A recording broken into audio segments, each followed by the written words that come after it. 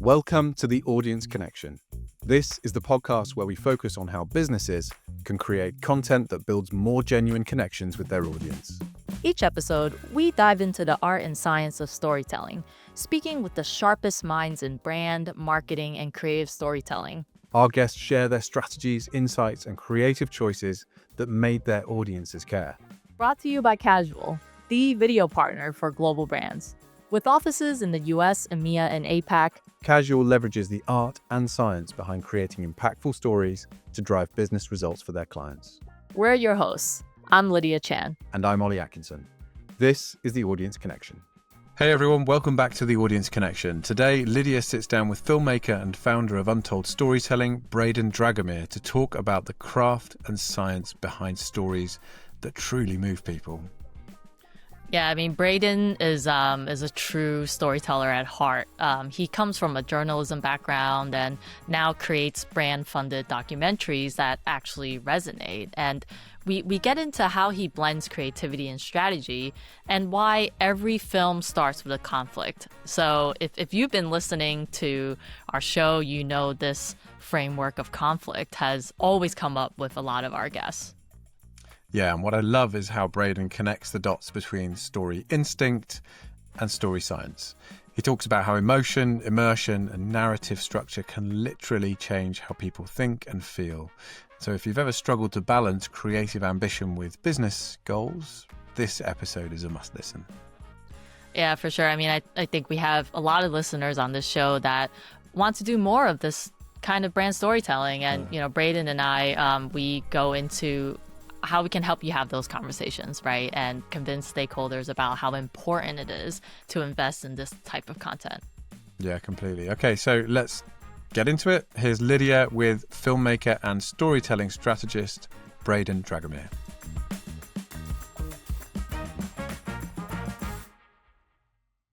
All right, Braden, welcome to the show. It's good to have you. Oh, thanks so much for having me. I'm excited. Same here. So we were actually introduced to each other by a previous guest on the show, Dr. Paul Zak. And in his episode, we dove pretty deep into like the science of emotional engagement and, you know, how it's like really critical, right, for effective communication. And that's what we're all about on the show, right? We're called Audience Connection. So today I'm really looking forward to talking to you, Braden, really as a filmmaker who has put these principles into practical application, right, for the clients that you work with. But before we dive in deeper into that, I would love to start with a quick introduction for our listeners. Yeah. My name's Braden Dragomir. I run a small production company up in Canada called Untold Storytelling. We like to say we focus on brand-funded documentary. So we sort of exist in this space that is a balance of, you know, what we hope is true documentary filmmaking mixed with brand objectives and how do we play in that world of, you know, marketing and ROI and all the different things that brands want to measure. You know, I feel like I've stumbled into my career the whole time. I stumbled into a newsroom many years ago and fell into journalism, both behind the camera, then in front of the camera. I did that for quite a while. I've done everything from anchoring the 6 o'clock news to, covering stories all over the place. I've worked for all the acronyms over the years. And got to a point where news just wasn't satisfying. The internet was really picking up in terms of a news delivery system and the ability to get metrics, which is the thing we all like, is also the thing that I think is really fueling this, like the clickbaitiness of news. And I went from human interest and community stories, which are the things I really cared about, to fender benders, accidents, crime, courts, and as much as everyone you talk to goes, "Oh, I'm just tired of all the bad news," it's the thing they click on. And so it's the thing that newsrooms chase. And so in 2014, I was just like, I'm fried. Like, I'm so done with the negativity that I wanted to go back to being creative. So I was super into film from, early on. We had we had a teacher that made a really bad choice in grade 7, and she gave us the option to write an essay or make a video.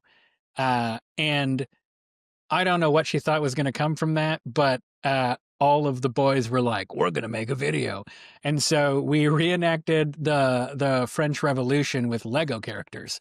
It's this Oh, whole. I don't know where it is now, but it was. In hindsight, I don't think it was good, but we got okay grades and we tried really hard. And that was sort of the start of my like camera storytelling, playing with that. In high school, I talked myself into following the jazz band to Cuba to document their trip in what we thought was a really great film. And I have learned, 20 years later that all the parents were like mortified by. So, that's part of the filmmaking journey. We'll make something terrible. When I left my news job, those two things intersected and started going, okay, people are asking me to do stuff with a camera. I have this journalism skill set. I can make things look pretty on camera. It kind of evolved from there. And I would say, probably took us 5 years to get our footing and figure out like, oh, we don't like corporate videos. They're not very fun. There's something to my journalism background where I'm really good at interviewing people. How do we start putting these things together? And we started finding collaborators and we started finding, all of these different things, and then got really nerdy about the science of storytelling and, sort of really spent a lot of time trying to understand why do stories, I mean, one, I guess, why do stories exist, but also like, why do Yeah. stories work? Why are they something that is compelling? Why are there some commercials that will make me tear up in 30 seconds, and why are others I just forget about immediately? So really went down that rabbit hole, and it's sort of, over I guess 11 years now, those two things have converged into, a weirdly nerdy passion about story and the science of it, and then just a really driven passion about making beautiful films. Yeah. To me, the most effective things are stunning films with really compelling stories. And I don't think we should be sacrificing either one of those in the pursuit of what we're trying to make. And Yeah. so, I think it's important to always be pushing the filmmaking, but it's also always important to be pushing the storytelling. And that's sort of where we find ourselves now. Yeah. No, for sure. I really like your background, Braden, right? It's kind of um we I think as creatives and as storytellers, we all need all that kind of different experiences, but experiences I think rooted in curiosity, right? I've spoken to, or actually, I know a lot of filmmakers who used to be journalists, right? Or content creators who came from that background, and I think it is this sort of deep rooted curiosity that we have in pulling out a story, right? And then the creative aspect of it, or the filmmaker aspect of it, is that you're just excited to create something, right? You're excited to capture something, you're excited to try something new, and not necessarily be so analytical or beholden to, oh, like, are people going to like it? Is it, the output going to be like exactly this or that, right? It's just this desire to make. And then, like you said, you kind of need to just do it, right? And once you've created, your first Lego film, to a documentary about your favorite brand, you learn from all those experiences. And I think when we now have clients involved, right? Like how do you maintain that, right? How do you maintain like the experiment of it all? How do you maintain the sort of creative curiosity when there is maybe other voices in the room and conflicting priorities, perhaps? Yeah, I mean, to me, it really goes back to the strategy. Like before we're ever talking about making a film, we get like uncomfortably into the weeds of the brand around like what do they care about, what are the legs they have to stand on. We're not going to work for a company that has bad environmental practices and then wants to make an environment film, right? Like one my like protector instinct is like, this is a bad PR move because you're going to get torn apart. And there's just there's like the journalistic ethics around it that I'm really sort of I don't know, they're just pretty baked into me at this point. And so, we spend a lot of time going like, what are the brand priorities? What are the types of stories you want to see in the world?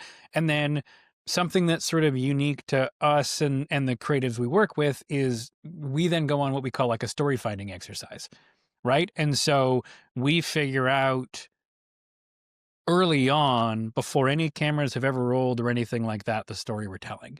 And Mm-hmm. so, with our clients, we'll develop all sorts of different systems, whether that's like, if it's an internal engagement piece, we'll talk to a bunch of employees. If it's like customer based things, we're going to dive into the weeds and like create surveys and do pre interviews. And, we have a whole system in the background where we create character briefs on all those characters.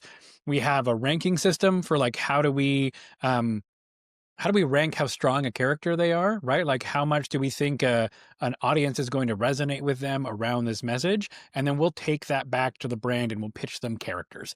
And we'll go Yeah. like, based on what you want to do, we think this person is going to, represent your brand well, connect with the audience you want to connect with. They're aligned with your values. And, because of that, we think we can make a compelling film because they have a compelling story. So we're really, we're probably loading 60% of the decisions into just this big, heavy strategy lift. And so we do that to really try to reduce the barrier of entry for a brand where they might be scared of storytelling, Mm-hmm. or also we do it to like remove the easy stories.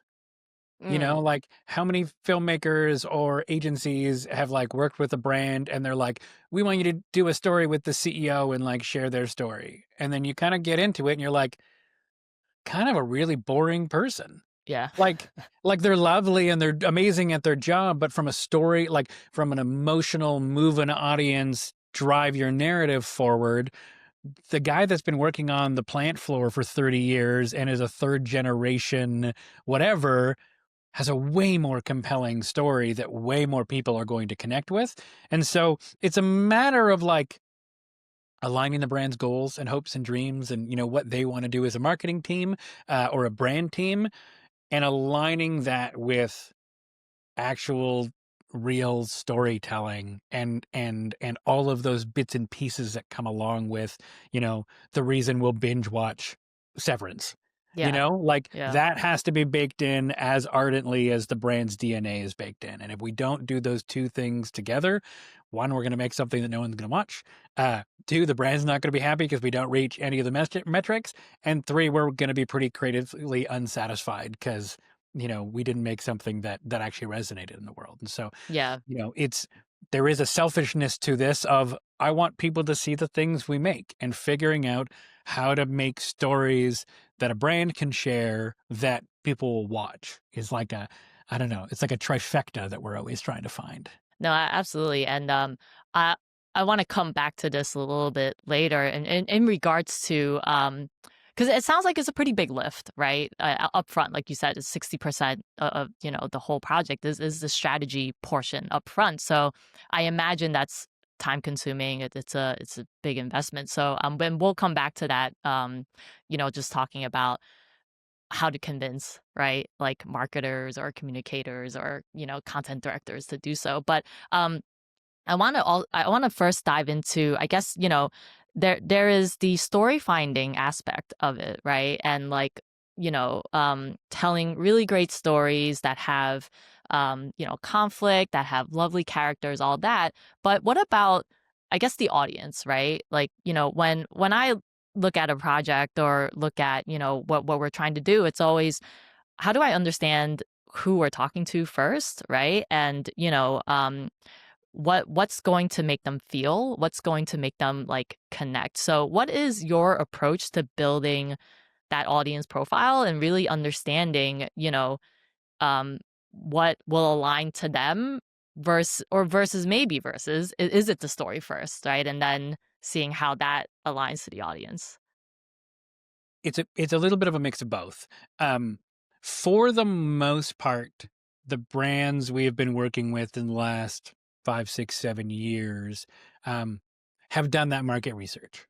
And so, part of our strategy lift is really building the trust for them to like share all that information with us. Cause like some brands are like, oh, we have that, but we don't, we're not ready to like, here's our massive audience profile or here's our target audiences, right? Cause a lot of the time our work at the end of the day is to their target audience. And so it's they've done a lot of that research. So for the most part, I just spend a bunch of time trying to humanize that. Mm, Marketing agencies will often create like personas, right? We think it's Jane and she's 41 to 48 and drives a BMW. And so part of our sort of story finding process is then going like, okay, well then give us 20 customers to just go talk to. And I'm not really story finding. I'm sort of story finding, but I'm more just trying to like humanize this like demographic you think exists.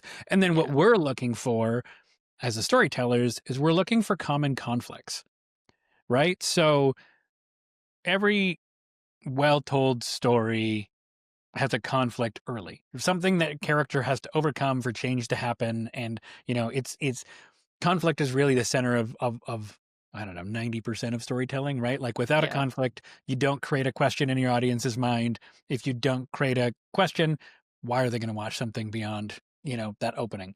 Um, so conflict is critical, but then when you're talking about a brand or a product or a service or whatever, what you're trying to figure out is, you know, what are the common obstacles that that target audience is trying to overcome to buy your product or service, right? Like we're trying to figure out what's the barrier to entry, what's the path of least resistance, but we're trying to figure it out at a human level versus trying to figure it out at like a theoretical level, Yeah. right? And so I want to hear on a call from someone that like, the reason they don't take this drug is because they're afraid of the surgery, and you start finding that fear of the surgery is the thing that keeps coming up in all your calls.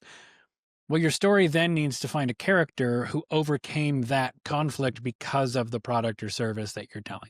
That's a weirdly Yeah. random example. I don't know why I went there, but you can see how it's much more human than going like, we've got a drug that solves a thing and it does a thing. Like it's very features and benefits, Yeah. and we're as much as we love to think we're rational, we're very emotional little creatures, and we make most of our decisions come from the gut, and the gut is all emotion. And so, if we can figure out what's that human thing that they're afraid of or need to overcome or need to move past, it doesn't have to be negative, but it does have to be something you're overcoming. If we can figure out that grain, kind of everything else leads from there. It's kind of a long way of answering your question about audience, but that's kind of how we distill it. And then, you know, so many businesses play by the rules of like MVP, right? Minimum viable product, right? So we really lean into the idea of like a minimum viable audience, Yeah. right? Yeah. Like, what is the smallest group of people you actually need to reach and move? You know, do you need this film to reach 1 million people if it converts 10 people? Or do you need it to reach 1,000 people if it converts 50 people? Even though it didn't get many views on YouTube, if it drives more results, it's a way more successful film.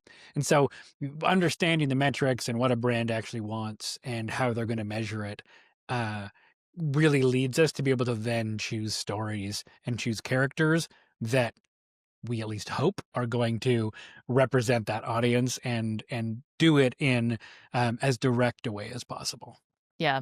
I think it's funny, you bring up with say these marketing agencies or just these internal like huge audience profiles, right, that are being built, but they're built on facts, right? Or they're built on these I don't know, not human kind of metrics. And everyone knows that we're wired for stories, right? Like humans have been telling stories since the beginning of time. And to find a human connection in these audience groups sounds almost like an obvious, right? But yet when we go into the business world, right, we almost for some reason have shed play, right? We've shed the the creativity, we've shed that like type of way of thinking, and we decided to have these formulas, right, of creating this profile of people or this way of doing something when like you said, it's about finding those human elements, right? Talking to people, right? And in a way, you mentioned, kind of the minimum audience group. It's like, what is your audience of one, right? That is like a very clear concept from authors, right? It's like there's one person you're trying to speak to, and just speak to them. And so often for us too, we receive briefs where the audience is literally like five different types of people, right? So how do you, I guess, go about looking at, I guess, how a particular story perhaps serves different audiences? Is it about convincing whoever's commissioning the story to say this one story about, say, Mary, who runs a small business, is utilizing X, tech service. If we're trying to hit three different audiences, actually, Mary can hit those three different audiences, but the story has to be told in different angles, or it is different outputs for different audiences. What do you think about that? Would that be your approach, or would you say, yeah, how do we like create a whole story about Mary that will serve X amount of people? Yeah, I'm a pretty I say no a lot. And uh it's for a few reasons. Um I'm a very ardent believer, single story, single purpose, right? Like, for the most part, there are very few stories we can tell that are going to achieve multiple goals. And doing so really sets up both the creatives and the brands for failure. Um, so we've been trying to figure out a lot of ways of like, how do we get more out of a production? Like we have one client right now where we make 15-minute short documentaries for that are just human driven stories of interesting people that are members within the organization and have a direct values link between themselves and the values of the brand, right? So they're very much kind of affinity building films that try to deepen the relationship that the organization has with its members. But then we also needed sales tools for them, right? And so we broke off this second piece. We conduct a whole second interview that is much more like product and services focused. How did this organization directly help this person? And what's that, the little more of a helper journey. We call it an impact film, but it's that like, what's the impact that that organization had on that individual and why? Um, and then, then there's the whole tree of like trailers and social pieces and the cut downs and the, all the bits and pieces that sort of go along to accompany that whole thing. But that was the solution, right? Is we can get most of our B-roll from the main film works in the shorter film, but we do a second interview so it feels and looks different. But in one character and one block of production, we're getting them two very clear assets that, if you were to think of the old school sales funnel, one is top of funnel awareness. Who are we? Why do these values matter? And then, one is probably consideration, right? It's like, how do we get people to go like, oh, this product they have would suit me well, and I'm going to reach out to them. So we kind of have created like a two-pronged approach on that to sort of be able to make one production help have multiple purposes. And it's making the client's dollar go farther, but at the core of it, it's still single story, single purpose. Those are two distinct stories. They're told in two distinct ways. The conflicts are different in the two of them because one of them's a person story and one of them's a product story, and so we're very sort of ardently no when Yeah. it comes to can we achieve these three objectives. Um, you know, the spin-off to that, I would say, is we've been surprised by the multi-pronged uses that some of those higher level like values films have had, Mm. right? Like we were making them for awareness, And it turns out for one of the companies we worked with, we did 3 films for them. And it turned out that those films ended up being their number 1 recruitment tool. Hmm. Right? It was like an unintended benefit of the stories we told. And it really goes back to that kind of core emotional piece, right? All of a sudden, these people that work in tech who are working for, very cold-hearted companies saw the emotion-led nature of this company and the change they were making in people's lives. And all of a sudden these developers were like, oh, we want to work for those guys because their mission matters. And Yeah. so it wasn't the intention. It was nowhere on the brief. It was nowhere in the conversations, but it ended up being this like spin-off benefit that, we now kind of talk about a lot, is going like, look, we can talk to an external audience, but your internal audience is actually also going to benefit from the storytelling you do. Yeah. No, I think there's always going to be like your core audience, right? That you've created that story for. And then just kind of almost like a bullseye, where there's auxiliary audiences, right, that are brought in because that story was so focused, right? It probably made, the film a lot better, right? And a lot more engaging because there was that only one focus to it versus thinking through, okay, maybe if this audience watched it, like what would they how would they react to this? So, you start changing the film and it just becomes this kind of mishmash, right, of a story. Yeah, and we talked about it before, but like getting people to watch things is hard, right? Yeah. Like getting people to give you time, and like I said before, the our one of our large clients right now, we're making 15-minute documentaries for. That's a pretty, how many rooms have you been in where they're like, "Can we get this to 7 seconds?" And you're like, "No. Yeah. No, you can't tell a story in 7 seconds," right? And, It's like yes, we need to every hook them email I in. receive. Yep. Yeah. And so, we're making 15-minute films and we're having 60% retention on YouTube, right? It's unbelievable. I'm super excited by the stats. It makes me really happy. But, 60% of the people that are watching the film are completing it. That's crazy. Those are, light years ahead of, your kind of average YouTube consumption stats. But the thing that we're given is a really long leash to tell better stories. And so, each story we've done for them has gotten a little bit incrementally longer, and not really for any, we're not trying to make them longer. Um, but I'm just, you know, uh, how long a story should be is a bit of like a how long is a piece of string question. And so Yeah. it's always like it, it needs to be as long as it needs to be to finish itself. Right? So Agree. the story needs whatever it could be 7 minutes, it might be 16 minutes, but whatever it is to finish that arc in a compelling way is kind of where it needs to land. And so, we're going into production on a film this week. I couldn't tell you what that film's gonna be lengthwise. My target is somewhere between 11 and 15 minutes, and I'm planning my plot points accordingly. Um, but it might end up being 6 if that's what is the most compelling edit of what we're setting out to do. Um, Yeah. but if you can make something with a compelling conflict that has stakes and moves through a journey in a compelling way, an audience is going to give you the time. Even though attention spans keep getting shorter and shorter, you know, we all binge watch hours of shows on TV, right? And so Yeah.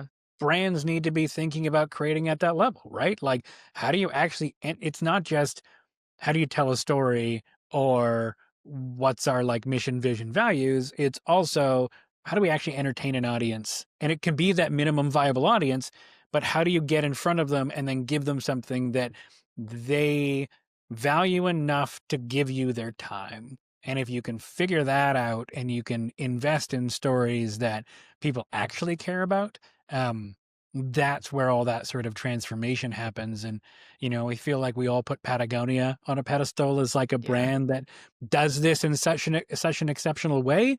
Um, but you know, their audience is people that care about the environment. They make films about issues around the environment. They tell them in really beautiful ways. They tell them with really compelling characters, and they keep expanding their tent.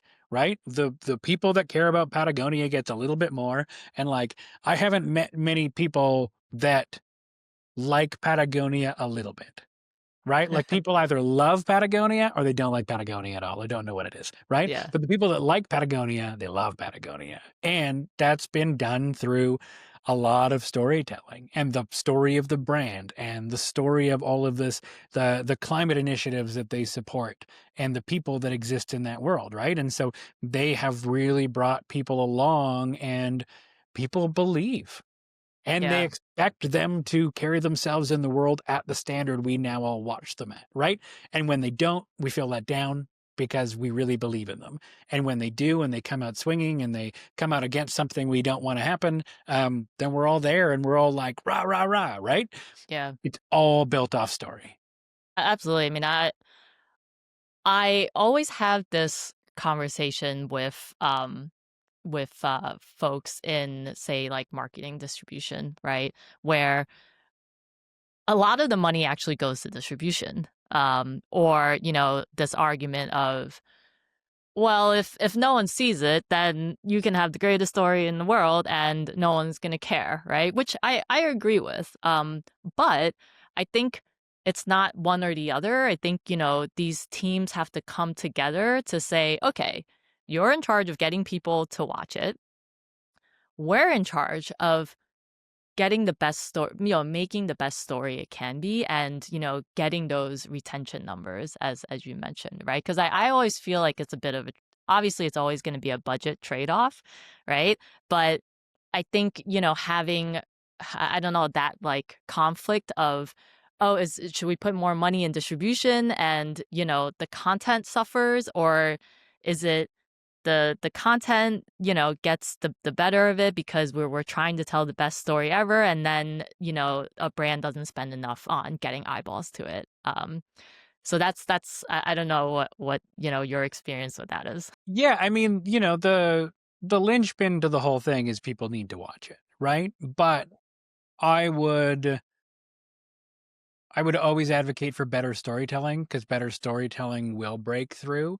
Um, we live in this weird digital world now where you can buy views. I could post any terrible thing on YouTube, and if I wanted to throw enough money at it, I could have 10 million views on it. Would they be retentive views? No. Would people have actually engaged with the thing? No. Would people share it? No. But I could buy the views.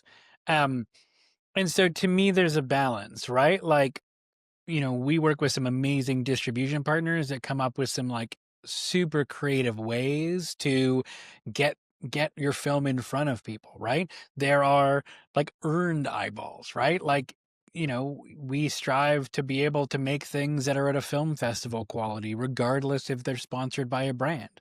The series we're doing for Meridian right now, we have I think we have 4 films out, public, maybe 3.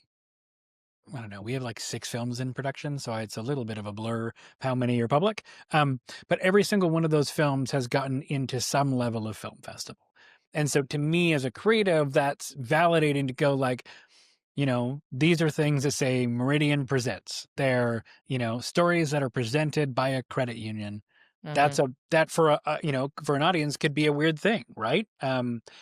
And yet we're getting great numbers. We're getting into film festivals, and hopefully soon we're going to win some awards with some of those as we keep pushing them out and pushing the storytelling and the brand reach goes more.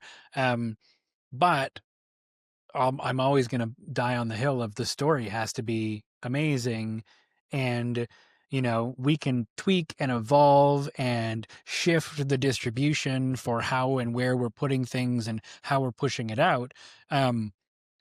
But at the end of the day, if people aren't completing the film, it doesn't really matter, Yeah. right? Like, I think those metrics are the ones that excite me the most because you go like, okay, I put a 15-minute film in front of someone, 100,000 people watched it, and 60% of them finished it. That is good. Yeah. That's Like impact.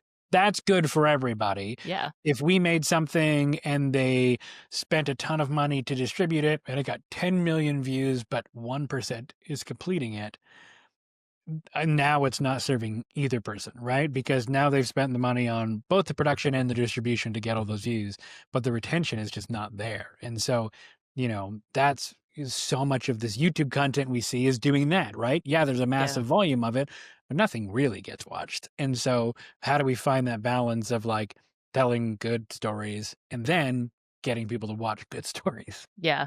Yeah. And I think one of the big reasons why the way you guys tell stories has so much retention is that you're blending the art and the science, right? So I want to touch a little bit into the science aspect of it, right? So where does that kind of fuel into your approach or framework? How do you incorporate that into the way you guys make films? You mentioned the way we got introduced was through Paul Zak, Dr. Paul Zak, and he is a very compelling researcher who's done some really amazing things around just how our brains work and how they engage in emotion and how does emotion trigger responses within the body, and why does that matter? I love that story has become so ubiquitous, and I hate that story has become so ubiquitous Yeah. because go on LinkedIn and look at people's little, bio blurbs and how many people go like, well, I'm a storyteller, right? It's become the buzzword of the day, and you got to tell stories, and stories matter, and blah blah blah blah blah. Uh, but now I will die on the hill of stories matter. But the buzzwordiness of it, I think, has been really damaging to what a story actually is. Because there's a difference between like an anecdote, a narrative, and a story. And what's really interesting is there is this massive amount of science around this idea of like narrative persuasion, narrative transportation, character identification, and there are all of these different bits and pieces of science. uh, Dr. Paul Zak's immersion, right? How immersed in something we get. Hmm. um, all of it comes back to this like building blocks of story. You Yeah. know, you used a term that I love and I say a lot early in the podcast, wired for story. Our brains are wired for story. Um, but we're also like, tell that to anybody and everyone's going to go like, I don't know what that means. What does it mean? How are we wired for story? I don't think in stories. Well, we do, right? A friend of mine, Patrick Moreau, is an Emmy award-winning filmmaker, and he has this sort of really great exercise that I was introduced to years ago, which is like taking three totally random words, right? And I always like this one, which is just red, balloon, fox, and you just like put those words in your brain, and what starts to happen?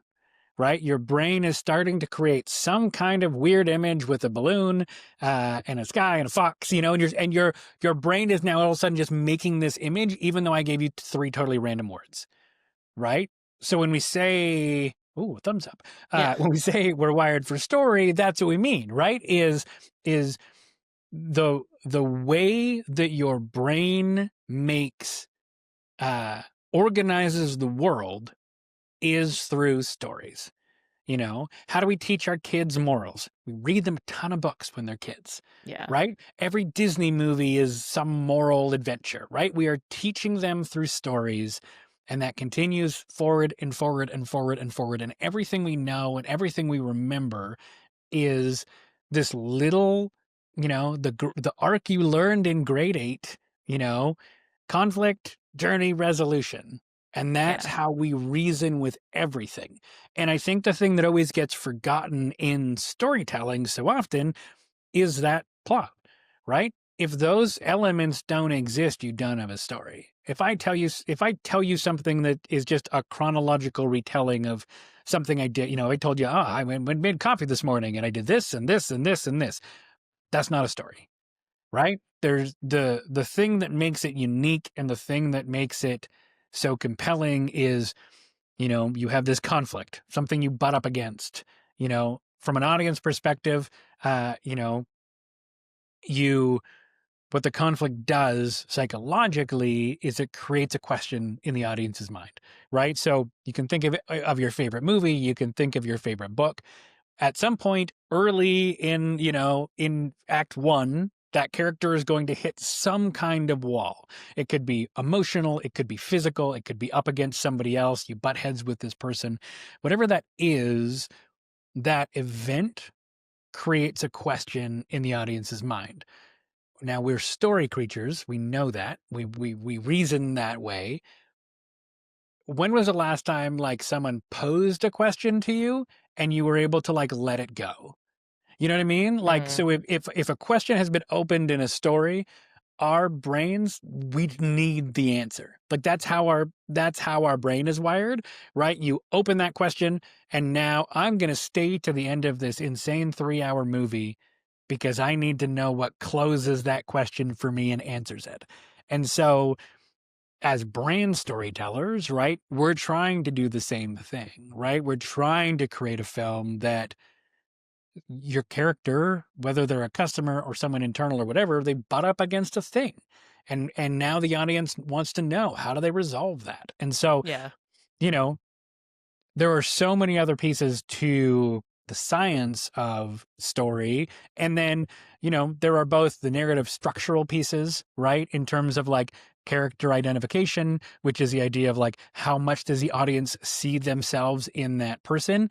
It doesn't mean they have to like that character, but they have to be able to relate to them enough to be pulled into the world.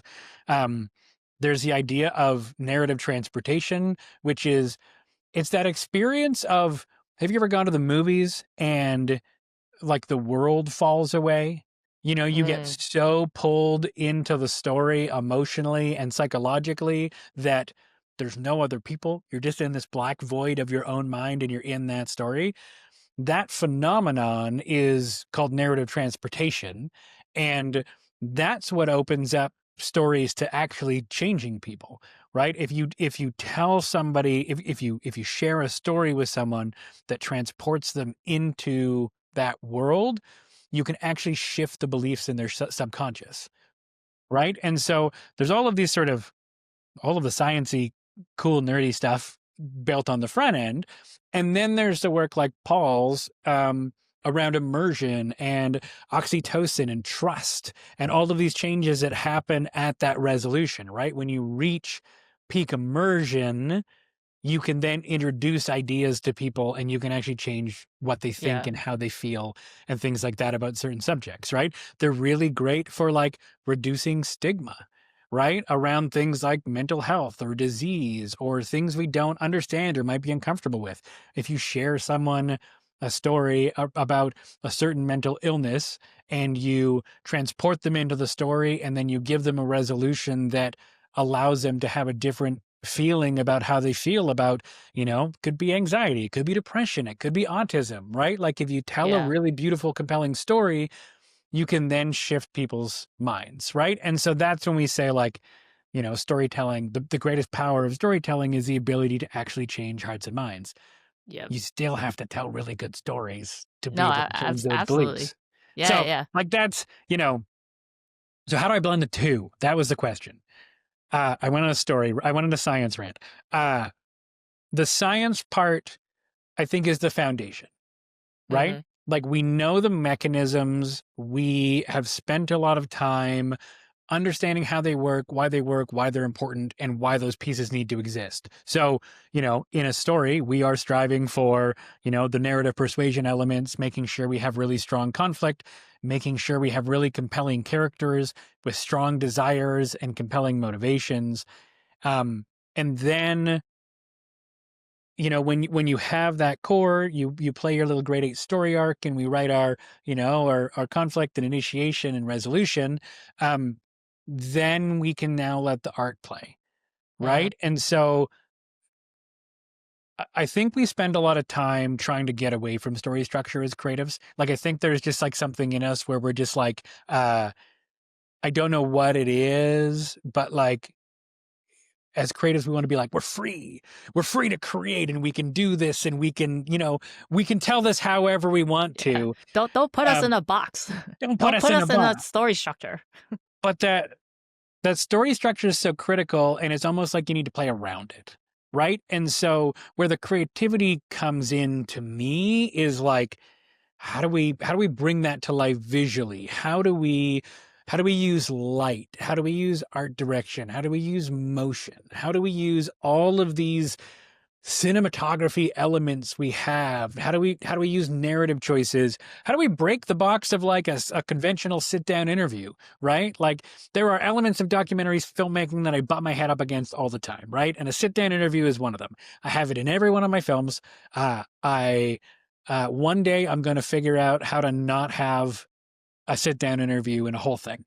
But it's also the way to spend enough time with people that you can go deep enough to create emotion. And so there's this like, there are things I'm just stuck with. But that's the creative part, creativity is always fueled by constraint. And to me, the constraint has to be the story and those elements we talked about, right? Like that's the thing we have to protect with everything, because if we don't protect the story, it's not going to move an audience. Where we get to play is how do we bring that story to life? Sound, light, camera movement, lenses, all of those sort of creative choices to really guide the audience along the story and try to make them feel what we are intending for them to feel. Yeah. Yeah. I loved all that. I mean, a few things that came up for me is, well, one, I thought we were going to go into a creative exercise with the fox and the red balloon. I was ready to, Yeah. tell a story together.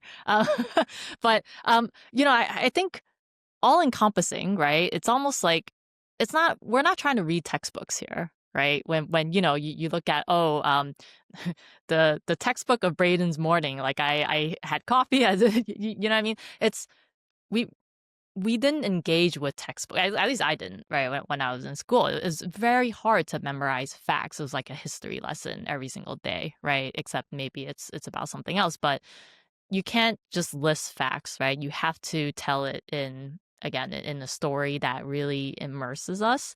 And, you know, then comes the craft of it all, right? You talked about the lighting, you talked about the cinematography, the camera movements and all that. And I think craft has been lost really throughout a lot of things in our lives, right? And that we have to bring back and we have to really advocate for. So I guess to wrap things up, I want to go back to something that you brought up earlier, or I talked about coming back to, is really about how do we really try to make the business case for brand storytelling, right?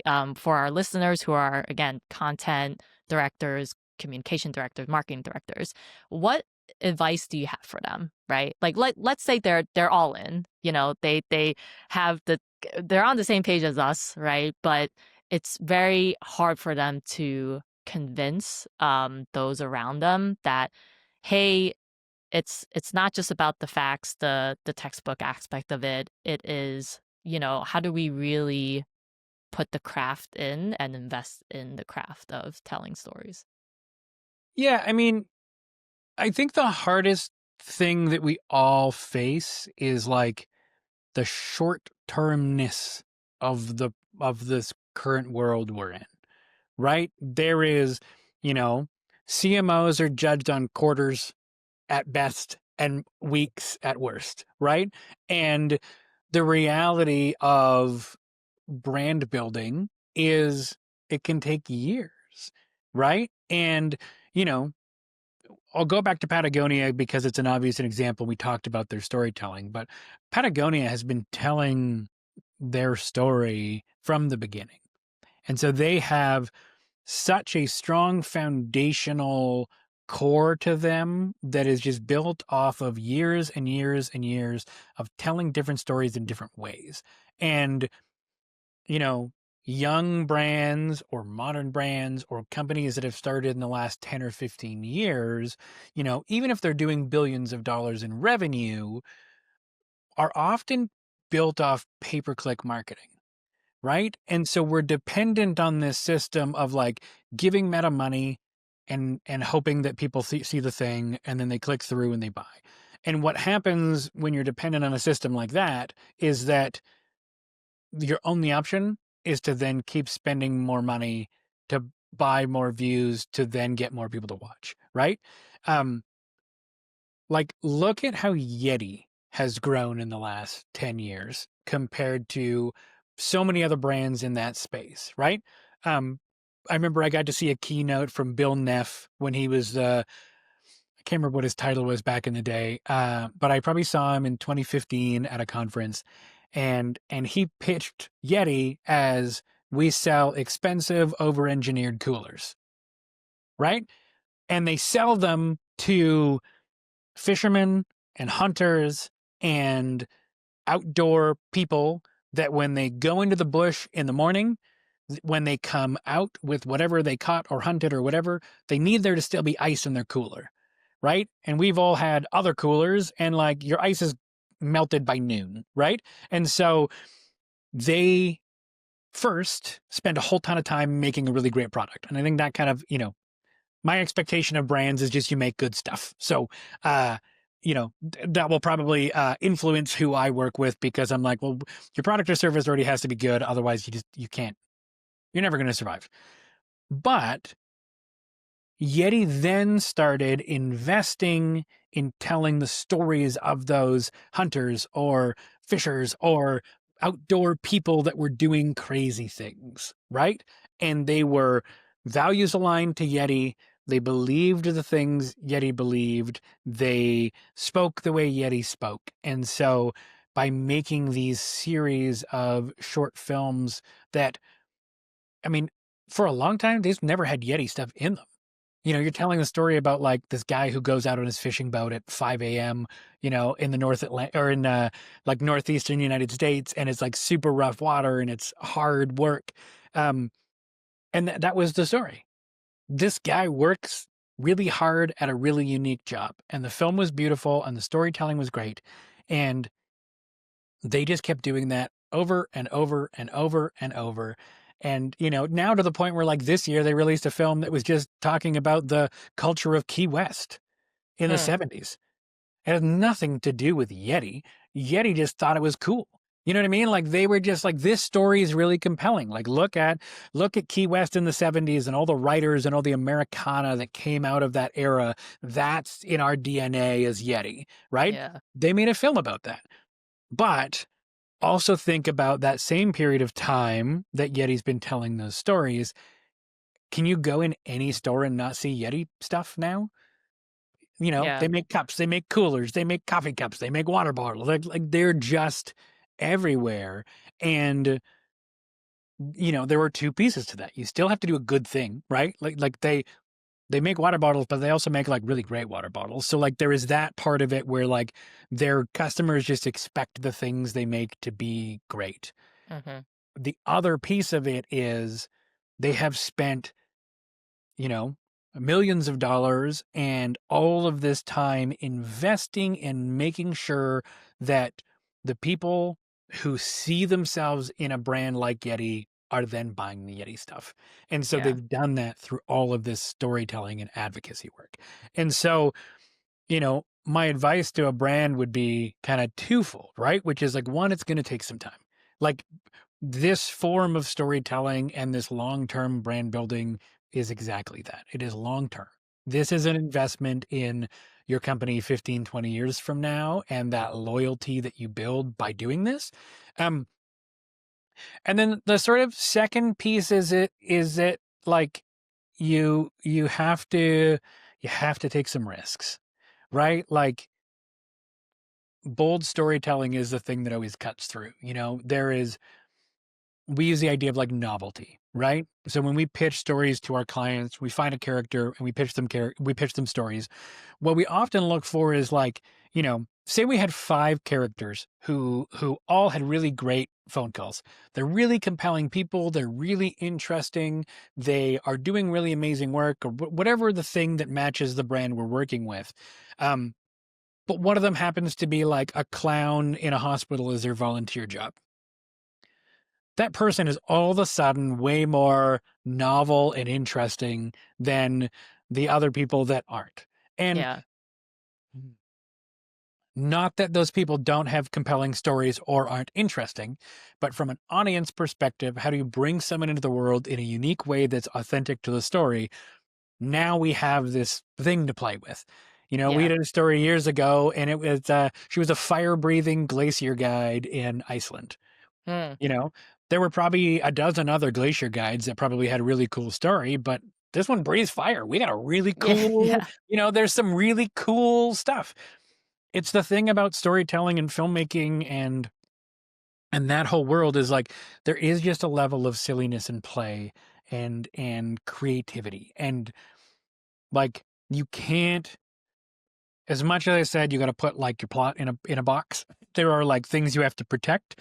Then Hmm. there are the pieces of creativity where you want to play. And it's like if you can figure out all of those different pieces, you're going to tell things that people are going to watch. And so, you know, I think storytelling needs to be a long-term investment.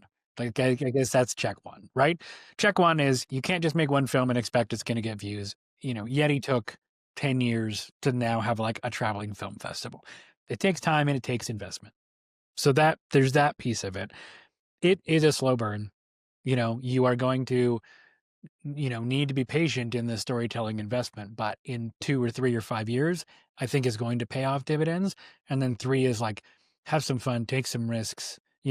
Maybe if you make 4 films a year, tell 3 safe stories and just take one crazy big swing with one. Just have some fun because, those things that break through and those things that inspire people are the things that drive loyalty and advocacy, right? And so if we can tell a story that inspires somebody to take an action, whether or not it involves your brand, if you're a brand and you're encouraging people to go volunteer in their communities, if you're the reason that they start thinking about that when they come to a decision that is around your product or service, you are the thing they're going to consider because you made an impact in their life. It doesn't always have to involve you as a brand. It doesn't always have to be about you, but it does have to, inspire and move that. And that emotional piece, the Paul Zach immersion stuff, those pieces, I think are what kind of get us through this. You did ask one thing 100%. about measurement that I do think is important to address too. We are all beholden to something, right? And often it's return on investment, or some metric similar to that. I think one of the things, and I've learned this probably in the last 2 or 3 years, is that there are a lot of different ways to measure story. And so I think, you know, the creative teams that do this work and the brands need to put their heads together and figure out what is the metric. I said before, Yeah. single story, single purpose. I will also say it's single metric, 100% right? agree. Yep. And so if you can tell one story for one objective and one thing you're measuring, we can really make some demonstrable, however you say the longable word. You can really make some really solid impact, right? One of the ones that we've been measuring with one of our clients right now that I was surprised by, but they're finding a really valuable really valuable statistic is conversion efficiency. Hmm. Never something I would know much about, right? But what they're looking at is they're looking at the difference between someone's first exposure to the brand being our storytelling and someone's first exposure to the brand being traditional, pay-per-click marketing. And what they're finding is people that are experiencing our storytelling first are 2 times cheaper to convert than Hmm. people that experience the brand through a conventional marketing, pay-per-click metric first.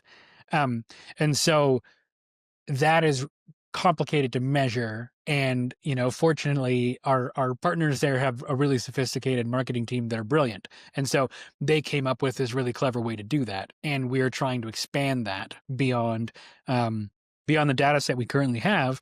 But it's all about getting creative and figuring out something that you can measure in a way that has value to a brand. And so spending time in that like strategy phase at the beginning we talked about, where we spend so much of our like proving story time, is also where we talk about how do we measure this? What does success look like? What do you want success to be? And then we can start to go like, okay, story, pieces of the story, science of storytelling, and then this is how we're going to measure it. And now we're all aligned. We all have a straight line we all agree to.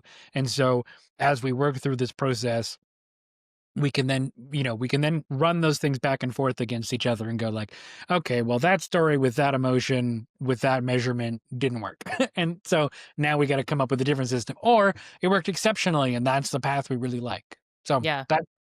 yeah, No. the measurement piece is, I think, is critical to a brand, right? Everyone has to justify the money they spend, and it's up to us as creatives to really work with our brand partners to figure out how we set them up for the most success as well. Yeah. Yeah, no, 100% agree with everything you just said. I think, two kind of key bits that came up is as takeaways really is the one focus, right? When you look at your business and you ask, say, those big provocative questions, it's like, if you were to focus on one thing this year, what would it be, right? If you were to focus on one metric, if you as an individual at a company, what is that one metric that you're accountable for, right? So that, I think people need to, well, stop multitasking a little bit, right? And sort of Yep. say like, okay, you're focused on this, that's your goal, right? And that's the same, that's how we need to look at a story as well, right? And then the other thing really is, you've brought this up a few times, but are you a 7-second brand, or are you going to be like a 70-year brand, right? So, for our listeners out there is kind of really think about, are you really trying to build something long term, or are you, again, you're just here for that quick moment, right? So, Braden, thank you so much for all your incredible insights, all your stories. Really enjoyed talking to you today. Thanks for letting me ramble for a while. It was I love this stuff, and so this was a lot of fun, and I really appreciate your questions. Thanks, Braden. Thanks for tuning in to the Audience Connection podcast. If you enjoyed today's episode, don't forget to subscribe and leave us a review. If you'd like to connect with me about how I can help you tell better stories and connect better with your audiences, drop me a note, lydia@casualfilms.com. We'll be back with more episodes soon. See you next time.